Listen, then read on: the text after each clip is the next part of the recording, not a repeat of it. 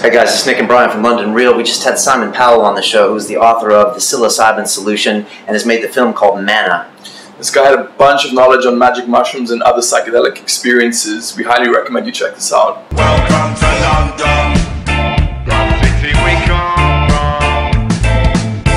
London town and we go play the Eden town now. We go party all night long.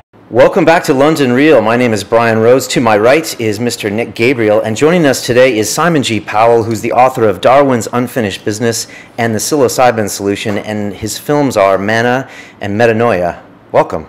Yeah, hi. Thanks for having me on. It's a pleasure, man. I told some people that you were going to be on today, and I was just mentioning mushrooms, psilocybin mushrooms, and part of their brain just seems to kind of shut off when I say things like that, as if they're like, okay, hippie boy. And it just seems like part of our culture today just has a certain place in their minds when it comes to psilocybin or mushrooms. And I was just wondering if you come across that ignorance and how you deal with that, and how maybe that's changed from, say, 20 years ago.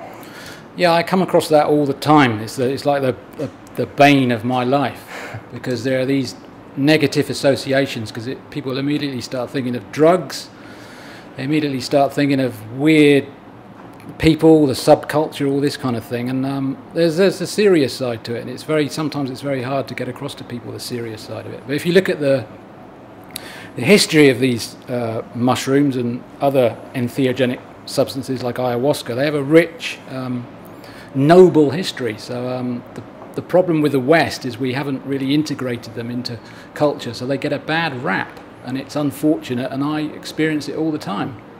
You learn to live with it, and you basically learn to persevere. And if you've had a significant experience with psilocybin or ayahuasca, and you know the virtue of that experience, and you know it was genuine and it felt like a genuine spiritual experience, then you speak out and you speak the truth. And I think hopefully people can tell when you're speaking the truth. So I think that's the most important thing. But yeah, I mean, it can be horrible, you know, having a book that is about psilocybin. Well, for a starter, it's a Class A substance. Right. So I've written a book. I'd never imagined that one day I'd write. You know, I've been to university and stuff. I think I would, regular guy, you know, have a good relationship with mum and dad. You know, I don't hardly drink. I don't do cannabis much anymore. I'm just a regular, normal person. And I sometimes think, why the fuck have I written a book about a Class A substance? I mean, it's guaranteed how to lose friends and influence people in a bad way straight away, you know. But I did it because the experiences I had compelled me to do that. Have you definitely lost friends? Have you missed out on job opportunities? Well, I don't know. It can cause, I know from professional dealings, particularly over the last few years, it can... you get bias against it, and people just turn off, and I have experienced that, yes. Yeah, but if you worked for like a company that made some vodka that killed millions of people, hundreds of people, I mean, no one would have anything to say, right? Think of it if he was a CEO of an alcohol company. Yeah, well, you can't compare. You cannot compare that. This is the other thing is I've said elsewhere, psilocybin is not, I don't even see it, the psilocybin mushroom, I don't even see it as a drug. It's a spiritual food that grows. Wow. It's similar to ayahuasca. I mean, they talk of ayahuasca being a medicine. You've got to get beyond this, calling them drugs. Drugs is it's a pejorative term, drugs. Language is everything. So one of the tasks that faces people like myself who are interested in these areas is language, rephrasing, resituating the discussions and changing the language. And medicine or spiritual food is a better term, I think, for mushrooms or ayahuasca. You know, I've been listening to some Terence McKenna lately, and he has a whole lecture where he talks about language and how this whole concept of just the language we use influences our world so much, or even taints our world just by the dialogue we have with our heads. Everything is language, and our paradigms and the whole way we look at things is often, and we're not conscious of it, is guided by language, you know, and how we take in the last week. I've been having discussions with people and been thinking about the term wealth. Now, probably for most people, when they think of wealth, they think of dollars, money. You know, damn wealthy. I've got loads of money. You know, but on the other hand, wealth is, I think, is good relationships. If you've got lots of good relationships with people, loving relationships, you're wealthy. You know, and yeah. All right. Another example. I felt wealthy briefly yesterday. I went swimming in do you know Mixed Pond at Hampstead? It's the only good open air swimming natural water place in London. Yeah. The Serpentine doesn't look it's not very nice, I don't think. The Mixed Pond at Hampstead is beautiful trees surrounding it. It's a natural pond. It's about 100 metres. Gets very busy there. But I had a peak experience. I went because the water, you know, this kind of weather, you dive in and it's really refreshing. Swim right out, and I'm just lying there looking at all these trees, and there were dragonflies going around and damselflies and stuff landing on leaves, and on branches just above me. And I had a little perfect moment.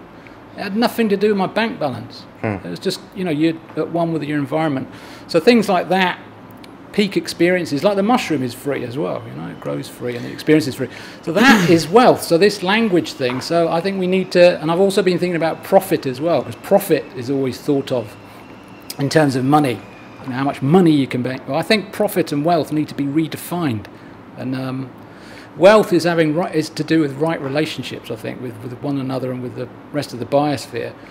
And profit as well, because so many people are seeking profit. I think profit needs to be reinterpreted, and that's to do with, if you've made profit and good fortune, the thing to do is to spread that good fortune and that profit, you know. So this is all language again. I think if it's been my experience, that most wealthy people, most successful people ultimately do start to spread their wealth and their profit. And what do you think, Brian? A lot of times later in their careers, I mean, you see Bill Gates doing that, you see Warren Buffett doing that. I think usually when they get older, they start to realize, maybe because they're faced with their own mortality, you know, because there's this whole, they're trying to get, I think, all wealthy people, Buffett and Gates, to give back like half their wealth or 80% of their wealth to give it away. Well, Ted Turner donated like $1 billion to the UN, right? Yeah, it's easy to do when you're 80. Yeah, but so my point was about language, that we need to, all these words are charged, and how you use language is very important, and I'm very into redefining and reinterpreting words and concepts and all that kind of thing. So if ayahuasca is called a plant teacher, what would be your ideal way to describe the psilocybin mushroom? It's the same. I'm a pretty boring person, really. I'm mainly a psilocybin man. There's loads of psychedelic substances in the world and various psychoactive species of plant and fungus. I'm basically a psilocybin man. That's the kind of thing I focused on because they grow in this country. And I'd never taken ayahuasca until last October the 28th of last year. And that was through Alex, who, you know, you've had on your show. Alexander Ward, the Jesus of ayahuasca. The chosen one, as we call him. But I found it was a very auspicious evening. I'm writing about it. He's including it in his graphic novel he's working on. I'm not going to go into it in detail here. And it's very auspicious, and I was very keen to know to compare ayahuasca to psilocybin, because they're very similar. Both got rich shamanic histories to them, but ayahuasca's got it's the in thing at the moment, and it's got a very powerful mystique attached to it, you know. More so than the mushroom, I think. You know, I think ayahuasca is probably seen as more sexier and more up to date and contemporary and where it's at kind of thing compared to the psilocybin mushroom. So I was interested in comparing, but it was fascinating and surprising, because I found the experience almost indistinguishable from the psilocybin experience. It elicits what I call the higher self. It does the same. Could you explain what the higher self is? Well, it's just my latest. I don't think anyone really knows what's going on exactly with the substances, right? It's always mysterious. And Terence McKenna used to say that all our theories and notions, they were provisional. All we got are provisional ideas. So I changed I've been into psilocybin seriously for about 20 years now. My ideas change. I'm not even sure I agree with everything I've written in the psilocybin solution now. And I really don't know, and it's good to have an open mind and say, I don't know what's going on. But I like that I'm moving more towards a Jungian interpretation these days, and higher mind, really, I got that from, last year, I went to an ayahuasca symposium in Amsterdam, where there were all these researchers who were doing research into the therapeutic use of ayahuasca amongst Westerners and stuff. Lots of researchers there giving lectures.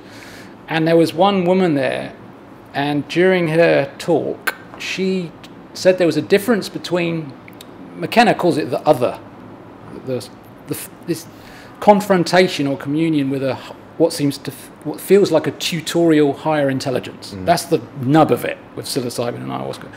So this woman researcher said, most men, whereas most men perceive the other as being something separate from themselves, an alien intelligence, a being from another dimension or whatever, women see it as the higher self. And I think by higher, and I kind of favoured that interpretation. I think the higher self is I think what these substances do is they elicit this potential of the unconscious, and the unconscious is vast. If you think of how big the unconscious must be, think of all the places you've been, all the people you've met, all the experiences you've had, terabytes and terabytes of like 1 billion movies, all that information in there. And it's not like a static retrieval system. It's like a living thing, the unconscious, I think.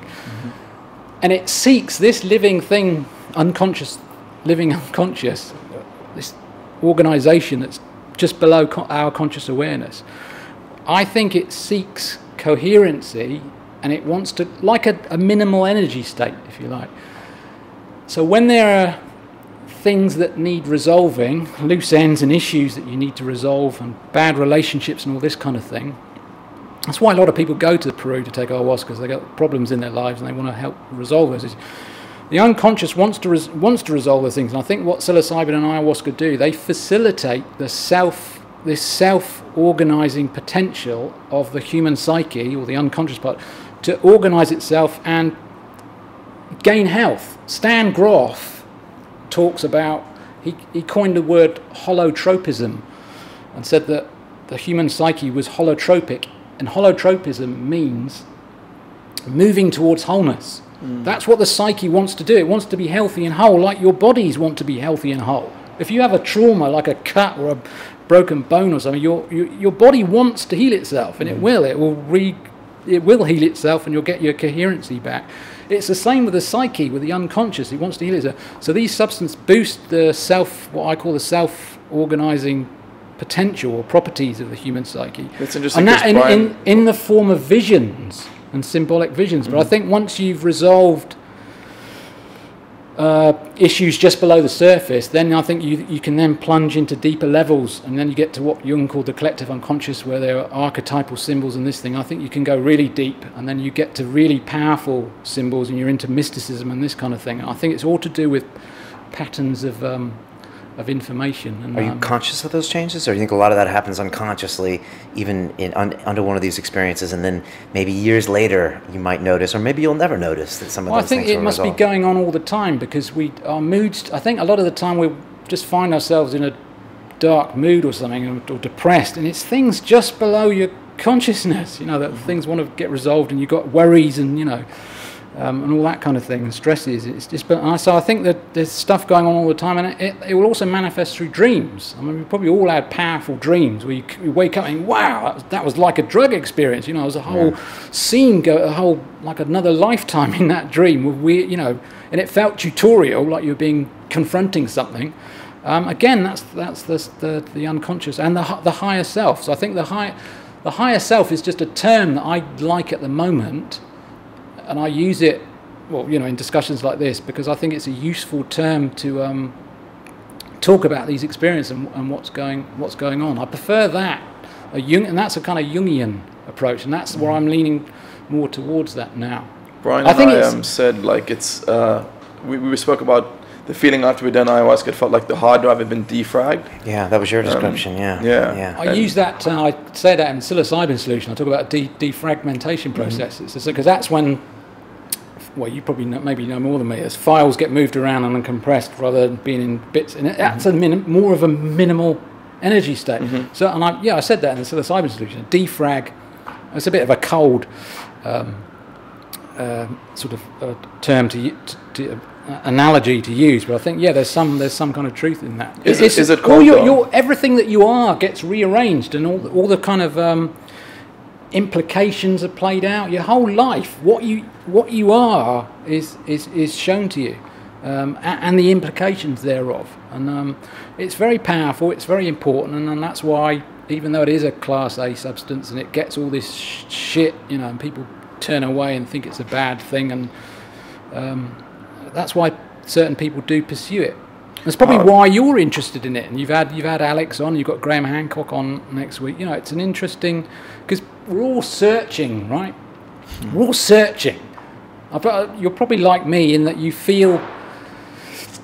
I can't buy into the notion voiced by a lot of apparently clever scientists. I can't buy into the notion that we are essentially complex accidents walking around in a very big accident.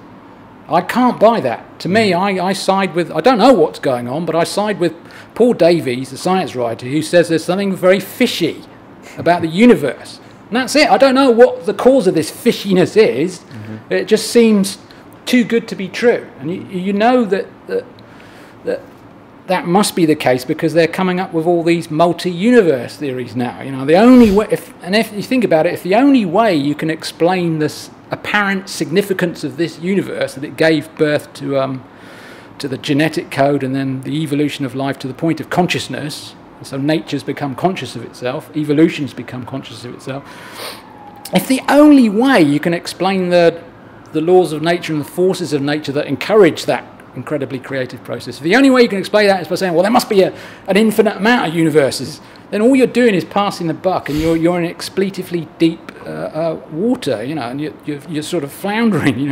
You sense there's something significant. So if you are, what I was saying was, if you feel there's some purpose to our life, our sojourn on the earth, and there's some reason why the universe is doing what it's doing, and you're like a spiritual seeker or whatever, I can't see how you could not want to at least explore once or twice psilocybin or ayahuasca. What do you do when people come, and I'm sure this happens all the time, people come to you and say, Simon, how do I start? I'm curious about it. Where do I get it? I mean, do you tell people just to go read first, or what do you tell people to do? To jump in? No, I warn them of the dangers. I tell them exactly what happened to me, that you're in danger of suffering from. I tell them it's a Class A substance, so don't do it. Right. Or if you do it, prepare to go to prison for your sins.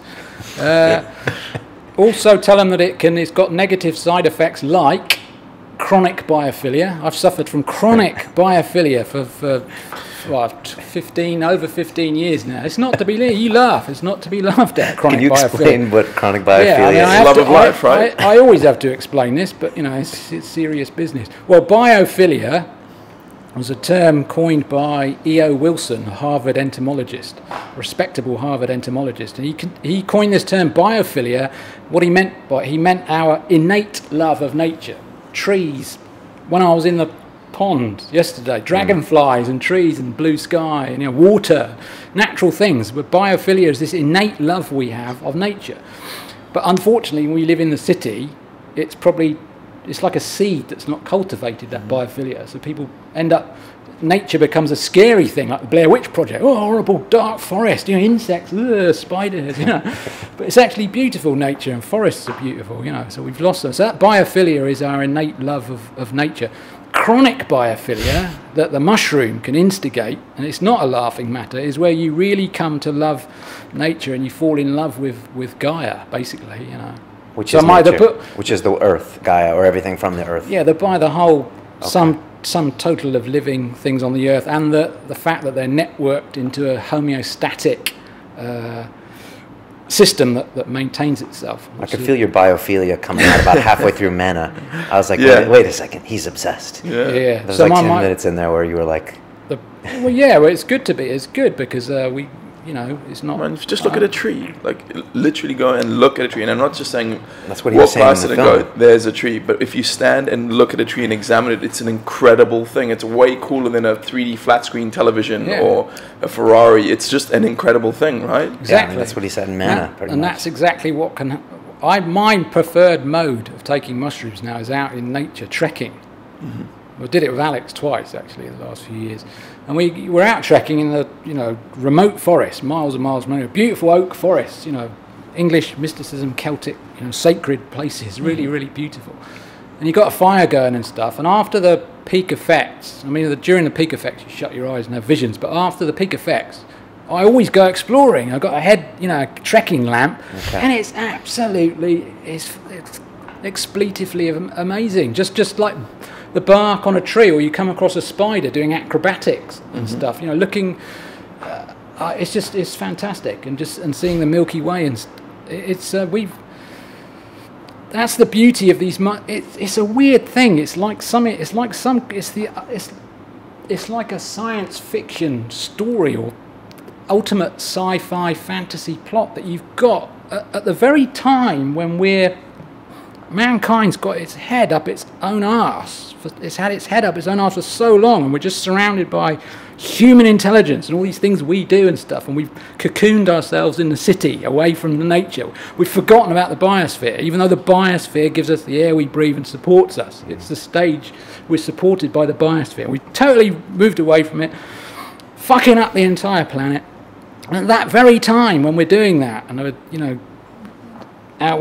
ecologically so insensitive, the very time growing out beyond the city, even in the city, in Richmond Park in London, on Hampstead Heath in London, and even on Streatham Common, if you can believe that, these mushrooms are growing. You can take these mushrooms, particularly if you take them out, like I say, in the Lake District or Snowdonia or Dartmoor or somewhere. You can take them, you can pick them in these beautiful areas, take them in those beautiful areas, and you will then commune. It's like a deep, beautiful communion with a larger intelligence that's all around you, and everything's woven from it. And I think that's an important thing. Isn't it a bit too convenient that these little things are growing in the ground right in front of our faces that have the solutions to all of our problems? I don't know no, I wouldn't say they have the solutions to all our problems. I wouldn't say that. What I'd say was I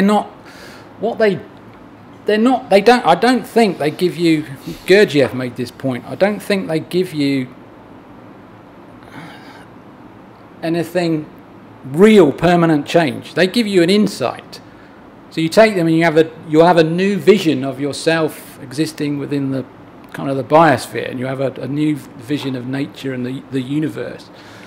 And they will vivify you spiritually and have emotional impact, and they can help you psychologically if you've got, that's what, the medicinal kind of side of it.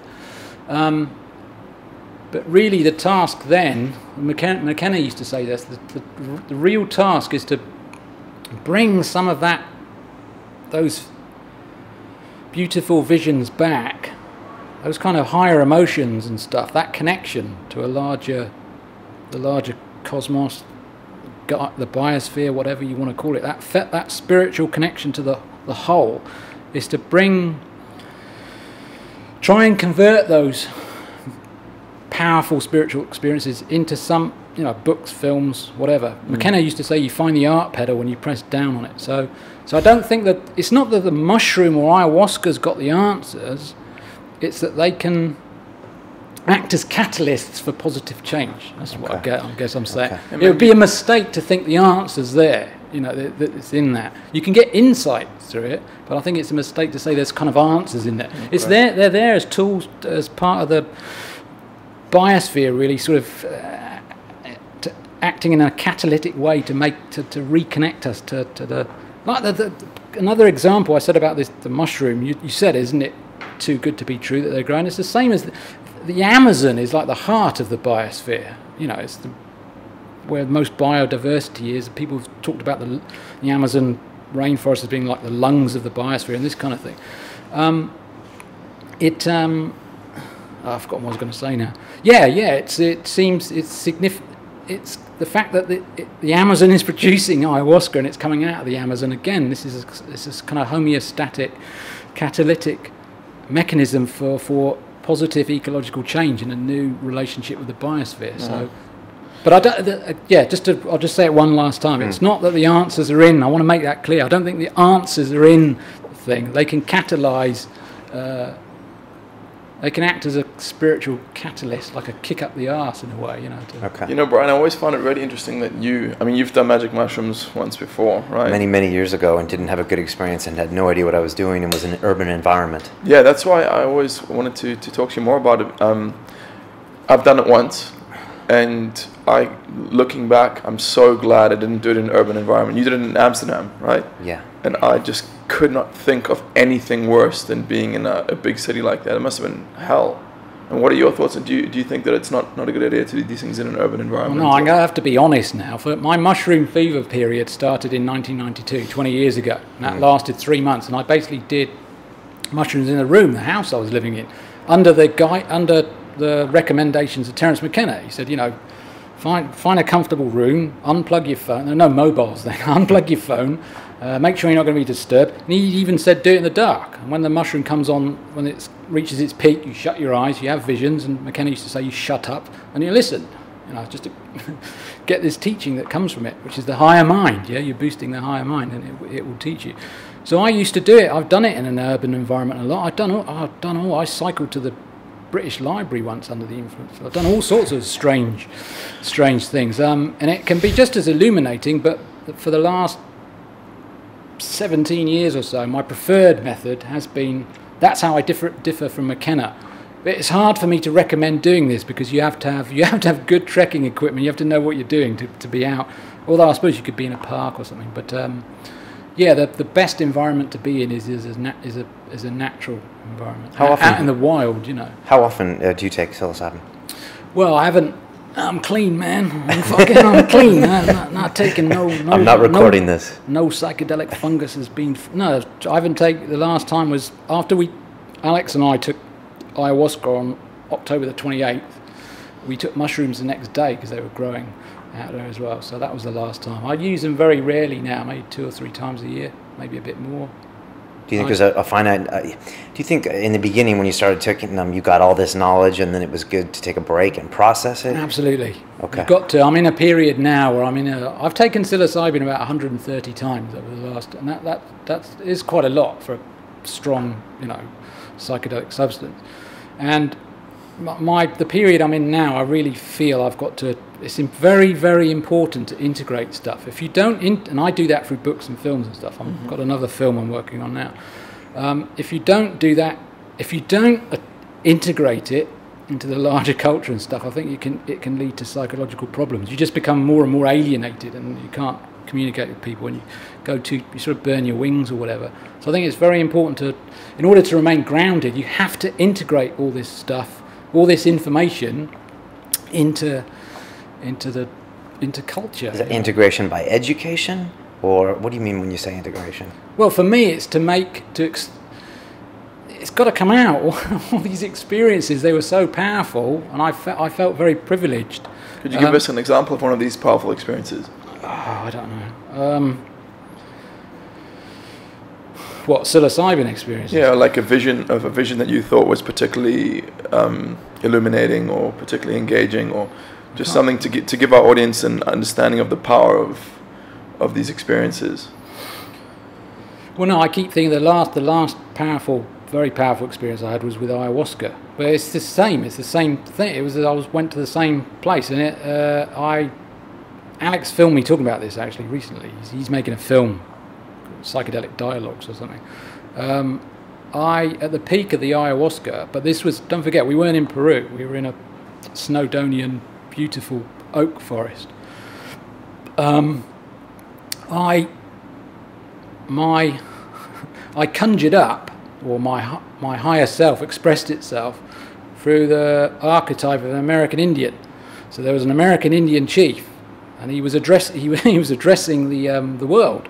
It was all like in slow-mo, and he was quite an old American chief, and he spoke very slowly. And he basically said, and I had my eyes shut, and this was happening. I know some people will say, well, this is an American Indian spirit. That's why I see it as an archetype, because I used to read books about American Indians when I was young. Anyway, it was very powerful, and he basically said that the Earth is our mother. And it seemed really, really poignant. About half an hour later, I was raving to Alex about this. I said, "Oh, there's an American Indian was there. He said he's spoken to the world. He said that the Earth is our mother." And I'm saying, I said, but I could flesh that out. What does mother mean? What does mother mean? You know, the big meaning of mother. And what does it mean that the Earth is our mother? I can defend that seemingly simple statement. I can defend it. I could write, you know, thousands of words defending this, giving it some bollocks, you know. And you say, no, you don't need to. It's, you know, it's perfectly clear what that is. So that's the kind of. And then later, I think it was that same evening, we could see the Milky Way. Alex was moved to tears at the time. It was absolutely stunning. It's just to just be there, to be in a super conscious state in this pristine oak forest with the Milky Way above you, and to be everything's crystal clear, and it's just fantastic to be alive and in that place and in that moment. It was a perfect moment. And I said to him, I said, look, I've got to make this film I've been wanting to make for ages. I've got to make this film about the biosphere, and you're obliged to help me. You've got to get a video camera, you're going to have to help me and stuff. And he said, yeah, I agree. So that's the thing I'm working on at the moment. So what I'm saying that's the way I feel obliged to write these books and make films and music videos and stuff, because it's the only way I can.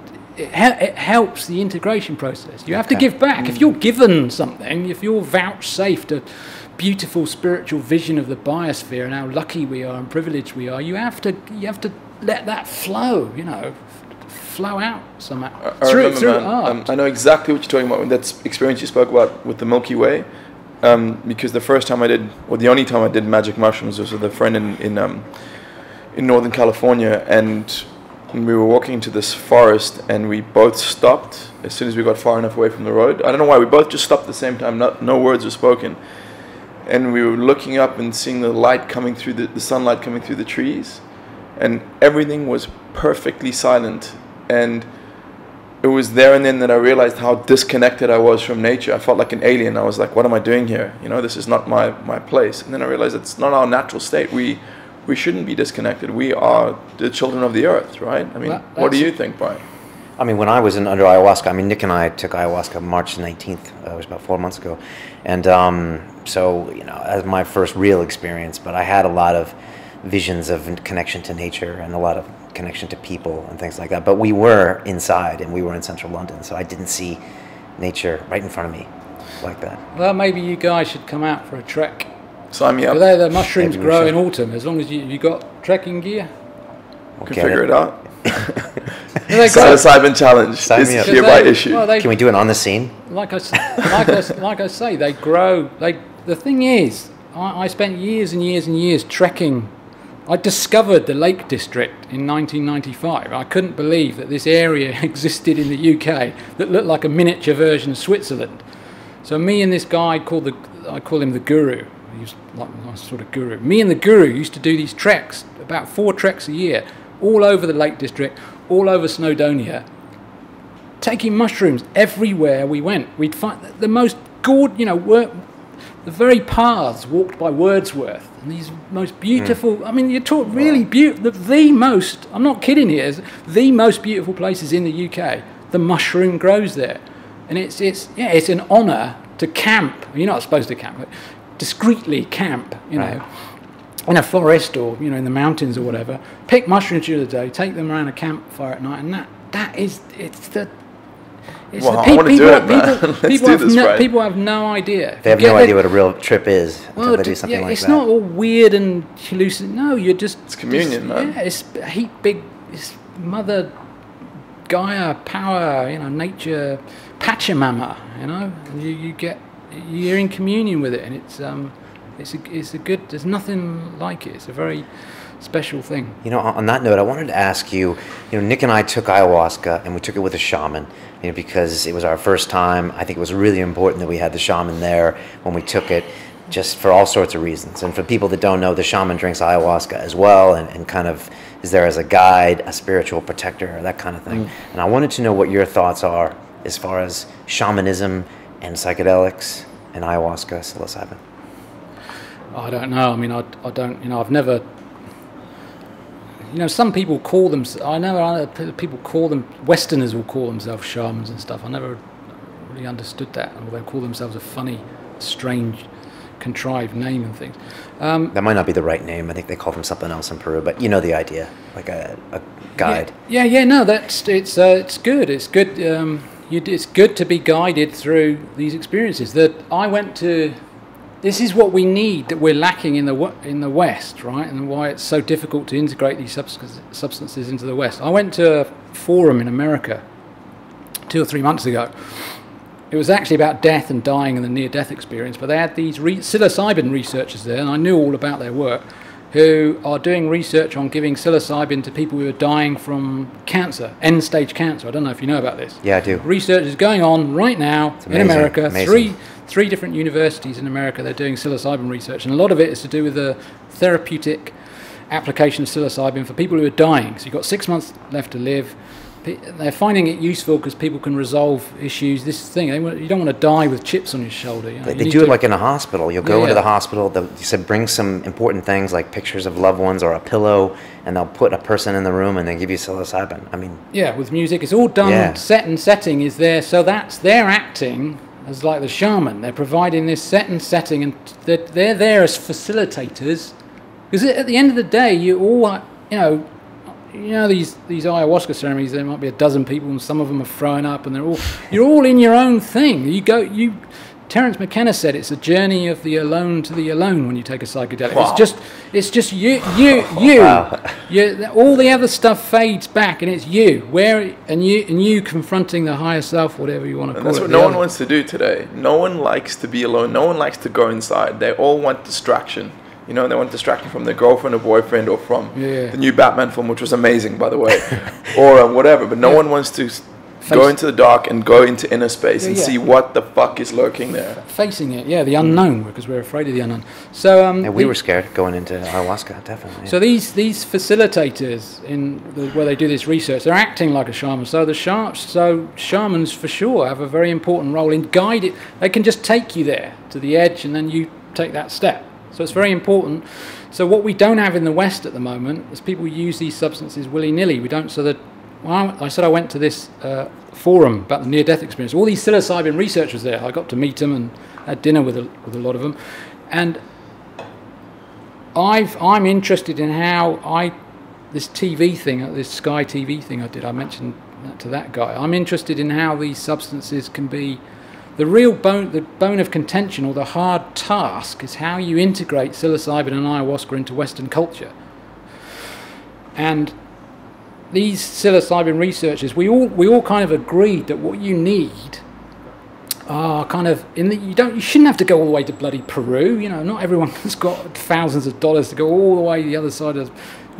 There should be what I call revitalization centres in the UK and in Europe and stuff, where you go to where you're guided through an ayahuasca or psilocybin experience, and you come out spiritually revivified. You know, I'd like to see that happen. It's never going to happen. Seems so simple. I wouldn't. And there's a precedent's been set for it in Eleusis in ancient Greece, the Eleusinian mysteries. This used to take place. You'd go to this temple in the dark, and you take this potion, which researchers now think was a psychedelic potion, and you have this vision. You know, I think Plato and Aristotle, Socrates, they went there. People would go to this once a year or pilgrimage to it. I think, no, I wouldn't rule it out, because the researchers I spoke to, the reason they're pursuing this research with the cancer patients is to show that there's evidence that psilocybin, in this case, has therapeutic potential. Once they have enough evidence in and have published enough peer-reviewed papers in journals, it then gets downgraded. That's their aim, is to get it downgraded. In America it's called Schedule 1, I think. Over here it's called Class A. It's downgraded. Once it becomes downgraded to a less harsh scheduling, then it makes research easier. It's very, very hard to research. You've got to go through the FDA and the DEA and all these fucking acronyms, you know. They make it very difficult. So if they carry on with their research, and they all said that the situation now is better than it's ever been in this second wave of psychedelic research. If they can it does get downgraded, there'll be more research going on, more evidence coming in, and there's no reason why, think about it, if someone who's dying has got 6 months to live, the state says, yes, you can have psilocybin to help you. Well, we're all dying, aren't we? We all got to go sometimes, so it should be open to everyone. So I wouldn't rule it out. Yeah, but Big Pharma will never let that happen because there's no intrinsic... Well, then you involve Big Pharma and you get there. Someone's got to make the stuff, haven't they? I mean, marijuana is a huge business in California, and it's medicalized, and it's actually a thriving business. So potentially, maybe mushrooms. There's could always be a that way to integrate these things, and I like. It's not. No, I wouldn't close your mind to that. Have you ever had any bad trips, Simon? Oh, of course. Well, Terence McKenna used to say that a bad trip was where you were being forced to learn quicker than you're accustomed to learn. I think he had it right, hit the nail right on the top of the head with that one. Wow. Yeah. So yes, I've had some. Yeah, My main concern with Do you breathe psychedelics through them, is- or what's the best Huh? thing? When you have a bad trip, what do you do? No, you have to. As the guru would say, you have to be with it. Whatever you experience, you be with it. As soon as you shut the door on it, shut the door on it, and you hear pounding on the door. So you have to be with it, no matter how uncomfortable. Just be with it, and then you have like a storm. I don't know if you've ever been caught out. The best thing to do, if you're ever caught out in the rain, I was caught out in the rain a few times. Once in the where was I? Malaysia or somewhere. Just stuck, and I couldn't go anywhere. When the storm comes, just don't moan and just be with it. So you have to. That's what to do if you're having a bad experience. You be with it. It's the art of letting go, right? Just be with it. Don't fight it. Just be with it. Yeah, before ayahuasca, I tried to train my mind to doing that. And when it started coming on, about 45 minutes after we drank, I was just like, oh man, my head was starting to throb in the beginning. And I was just like, just let's go with it, breathe, and just, I mean, you have no choice. Be with it. Yeah, I think it just helps to know, just to educate and spread information and stuff. It's not going to last forever, and you be with it. And it's quite, I think the more you go into psychedelics, at some stage you will have bad experiences. But you've got to remember, because there's a lot of misinformation about this, there's a danger that people think there's something, that the bad experience is in the psilocybin or in the ayahuasca. There's something bad about the molecule. It's in you. All you're being exposed to is your unconscious and your stuff that's inside you, which is really weird. There's almost a tendency to think this drug's bad. There's something bad. There's something terrible in that. It's not. It's just a molecule that happens to fit in your brain and then facilitates a different kind of information processing. So what you're being exposed to, even the horrible stuff, you can see horrible visions and there's nasty stuff. It's, powerfully nasty. Monsters and demons. And it's inside you. It's part of the dynamics of the psyche. And you have to work through, you come out a stronger person, I think, if you can. We've all heard the stories of the guy who takes, like as Bill Hicks says, the guy who takes LSD and jumps off a four-story building. Or, I mean, I had friends of friends in South Africa who, when we were growing up, did acid, and they were fucked. I mean, they were institutionalized. And for me, that's my main concern with psychedelics, is I want the growth, I want the spiritual growth, but as I always say to Brian, I don't want my mom and dad to have to visit me when I'm in a padded cell somewhere, and that's the main concern. What are your thoughts on that? Padded cell. Yeah, I've never been worried about padded cells. Well, you tread. If you're a grown man, right? Mm-hmm. You've acquired some wisdom. I'm still growing, my man. Yeah. Well, you tread carefully. Mm-hmm. Tread carefully. Tread carefully. Do your research. Tread carefully. Make sure you're as acquainted with the material you're studying. Make sure you're as acquainted as you can be with that material, and you've read around it, and you take it seriously. That's a good answer. So you do your research. You tread very carefully, because you're a pioneer, really. You're at the leading edge of conscious experience. There's a big vistas there. Nobody really knows what's going on. I like to think I know sometimes, but I don't. These higher mind and self-organizing information, that's just my way of kind of dealing with it. I don't know. So it's new, it's unknown, it's unknown territory. People think outer space and exploring caves under the water that no one's ever been in before. Sure, you're going where no man's been before, but the inner space is the same. It's a realm that we don't, particularly in the West, it's still a new realm, and the vistas are new, and we still don't really know what it is. But yeah, you just tread carefully, and just like going off for a trek where across some mountains where nobody's been before, you make sure you've got the right equipment, and you make sure you've done your research, and people who have scouted that area before, you do your research, and tread. If you listen to your fears, you'll probably end up regretting it. Sorry? If you listen to your fears, you'll probably end up regretting it, because your fears would stop you from doing something like that. Yeah, well, so the only fear is fear itself, isn't it? So, You always specifically say psilocybin mushrooms.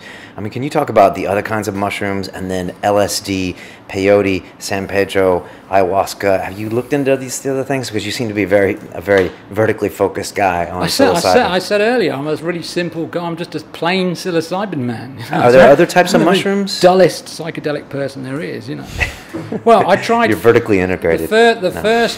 The first mushrooms I ever tried were fly agaric. I tried them again, and when I was about 20, I found stacks and stacks of them. They're the red ones with the white spots. Okay.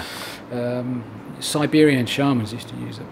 And I tried them again and again, and I tried preparing them in various ways and never got any effect whatsoever. They're the only real psychoactive. It's not in the same, from what I've read about it, it's not really in the same league as psilocybin.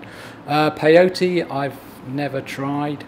Ayahuasca I did once. I smoked d.m.t. once. What was that like? Took me exactly like the ayahuasca experience. It took me by surprise, because I had this pipe, I smoked the d.m.t, and it took me, I recognised the realm I went to, the visionary realm I went to, I recognised it immediately, and it was the same as the psilocybin realm. So, yeah, that's about the sum total of my experience. Oh yeah, I've taken LSD a few times as well. What are your thoughts on LSD? Because it's my understanding, I mean, one of the reasons I promised myself I'd never take LSD is because of these said people in South Africa who'd had these psychotic episodes. I have this gut instinct that LSD is inferior to psilocybin because it's a kind of a man-made counterfeit almost. What are your thoughts? Well, two things though. Getting back to these bad experiences, the danger with psychedelics, because they're so powerful, is anyone who's got any underlying psychoses, just below the surface, who are prone, let's say, to psychosis, but they're not pushed into it. These substances, I think, from what I can tell, can push them over. It's a bit like the analogy I have is with you could have a hairline fracture in one of your neck bones, and you go through life fine. But you go on a waltzer, at the fairground, and that, it'll crack then, because you're pushed into this dramatic, intense experience. So it's the same. So anyone who's got any kind of underlying psychoses, weird, strange stuff, you have to be healthy and balanced. That's the first thing I'd say, yeah? And only really whether you're healthy. Which is difficult, because a lot of people who aren't healthy and balanced, they're the people that need this kind of stuff. I mean, on my last ayahuasca journey, in fact, one of the things I said at the closing ceremony, we all had to do this little debriefing. Right. And the conclusion I came to was, I'm actually pretty normal. Like, most of these people were really deeply damaged people, and they were the ones who got the biggest benefit out of the ayahuasca. So I would have to disagree, saying that you have to be psychologically balanced to do these things. No, I'm talking about the people you mentioned before, who are in rubber rooms and straitjackets on. It's very rare. That's very rare. And I'm just saying to you that those people, it strikes me, there was some kind of underlying issue there. Not just people who are depressed or have got relationship issues. The people that have got psychological issues that go and take ayahuasca in Peru. That's not. There's nothing psychotic, or that's not what I'm talking about. I'm saying the danger. They're fine. They'll learn and they'll come back and they'll be better people from having taken it. I'm talking about people with underlying schizophrenia. That's the thing. Like the guy from Pink Floyd, Sid Barrett. I think it's my opinion, I don't know. I think because he took LSD a lot. They said he came back one weekend and he was just gone. I think he pushed himself too far. But it's my opinion that people like him, he had some kind of underlying, not maybe even less than borderline schizophrenia. But it's just below, because there's going to be a spectrum of schizophrenia, full blown, or you rarely shows kind of thing. So that's what I'm saying to you. Is if there's any hint that there might be underlying psychosis, stay away. Fair enough. I heard a very good analogy which said that your brain is basically like the faucet or the valve that connects you to the infinite, right? Connects us. Reducing valve. Yeah, the reducing valve. Yeah. And what happens if you abuse drugs or psychedelics? What could happen is you could break that valve. And then you can imagine how someone would just go insane because there's this huge flood of information that they're just unable to process. Yeah, I mean, that's one way of... But it's very rare, you know, it is a rare... All those stories about people, it's very rare. I'm just being a pussy, right, Brian? I should just do this. Well, LSD. I mean, you know, if you have psilocybin, why bother with so it? your second question was about LSD, what I think of LSD. Well, I took it a few times. I thought it was interesting. It was similar to psilocybin, but I just prefer... It had a different kind of vibe and feel to it. It lasts longer as well. So that's why I'm a psilocybin man, because the main thing I often go on about with LSD is context is everything. You know, setting in context. And why I think psilocybin and ayahuasca are so important is because the context by which they arrive to you is all to do with nature. In ayahuasca, it's the Amazon. It's the jungle. You know, it's the strength, the sort of quintessence of the rainforest, you know, and the mushroom. I mean, what better symbol of the earth than a fungus? You know, a strange, mysterious, weird-looking thing growing out of the ground. So that whole context that comes, that larger environmental context that comes with mushrooms and ayahuasca, I think is very important. It will affect the actual experience as well. Where LSD, it's a product of the lab. You know, you get it on a blotter, a tab, or whatever. It's got human intelligence kind of all around it, kind of thing. Whereas the mushroom has got this forest all That's around very it. interesting. That makes sense. Yeah. You know, Simon, I was wondering if you could tell us about your next film project and how people can get in touch with you and just find out more about you and your other films. Well, the next film project I want to do, because the 2 films I've made are zero budget. You know, it's just old work, zero budget kind of thing. I want to do a proper... Now I've had some experience. Alex Ward, the Jesus of Ayahuasca, we worked together on a project for about a year and a half. So we both had experience working together. And he wants to help me with the film anyway. So and there's another guy we worked with. So there's 3 of us. I'm hoping... I'm writing the funding proposal at the moment, which is quite stressful. I've never done anything like that before. Although I've had some experience in writing stuff, proposals and things. So it's going to be a film about the biosphere, but I want to hopefully set up a foundation. So it's a non-profit film, and and any monies raised from the film will go into the foundation, and I want to sort of initiate something. So there's someone I know who could potentially fund it. So I've got to, in the next few days, I'm going to get this document. It's going to be printed for this guy, and hopefully he'll fund it. It's going to be fucking amazing if it. What's the film about, or can you tell us? No, basically the biosphere and symbiosis and our relationship with nature. I want to get one of the things I want to do with the film is I want everybody.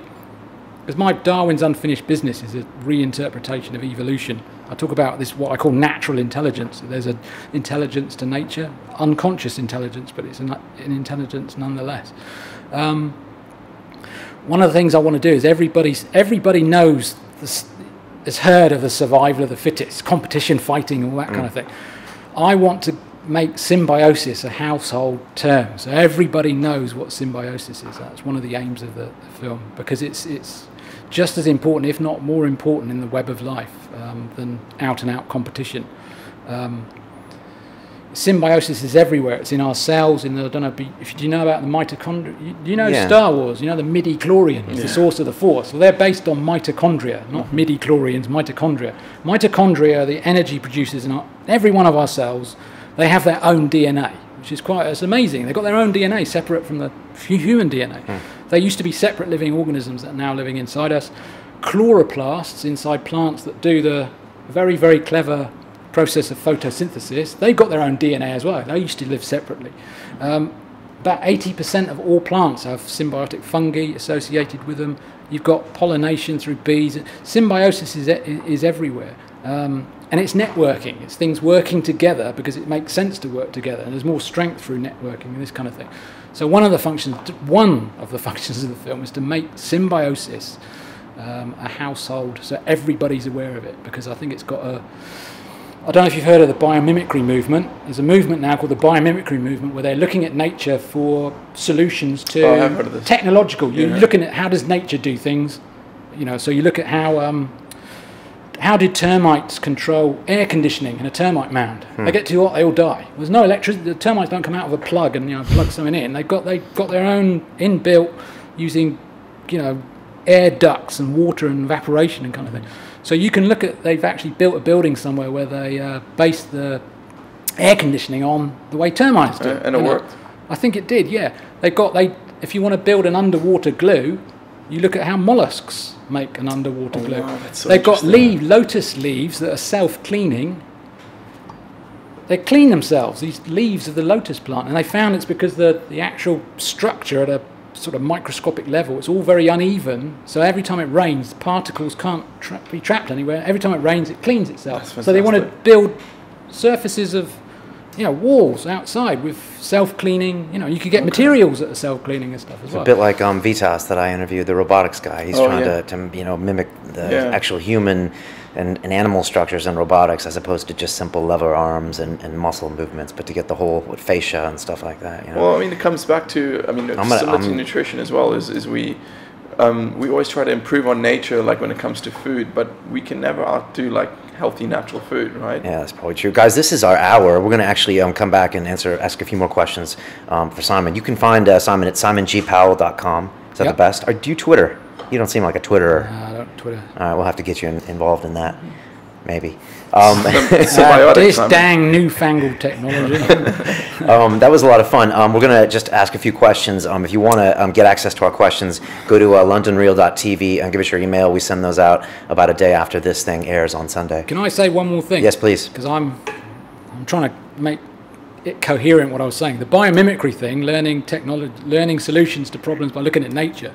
My point is that we can look at principles of living from nature as well, and symbiosis is like an operating principle.